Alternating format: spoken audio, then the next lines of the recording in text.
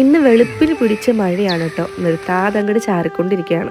Breakfast dosa or idli ആവശ്യാനുസരണം ആർക്കും എന്തും കഴിക്കാം. അതിന് വേണ്ടിയിട്ടുള്ള മാവ് ഇങ്ങനെ നിറഞ്ഞു തുളുമ്പിക്കൊണ്ടിരിക്കുകയാണ് കേട്ടോ. ശരിക്കും വെണ്ണ കടഞ്ഞു വെക്കത്തില്ലേ, അതേ കണക്കിനാണ് തുളുമ്പിക്കൊണ്ടേ ഇരിക്കുകയായിരുന്നു. ഇതിനൊന്ന് പെരുവപ്പെടുത്തെടുക്കാൻ കുറച്ച് സമയം ആവശ്യമാണ്. എന്നാൽ പിന്നെ ഇഡലി ഉണ്ടാക്കാമെന്ന് വിചാരിച്ചു. തട്ടിക്ക് ഇഡലി മാവ് ഒഴിച്ചതിന് ശേഷം നമ്മളിത് ആവി തട്ടിക്ക് എടുത്ത് വെച്ചിട്ടുണ്ട് കേട്ടോ.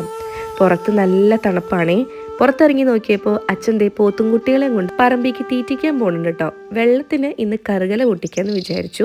കറുകല വെള്ളം ആർക്കൊക്കെ ഇഷ്ടമാണ്. സാമ്പാർ കഷ്ണം റെഡി ആയിട്ടുണ്ട്. എന്നാൽ പിന്നെ കുറച്ച് ചമ്മന്തിയും കൂടെ ആയിക്കോട്ടെ.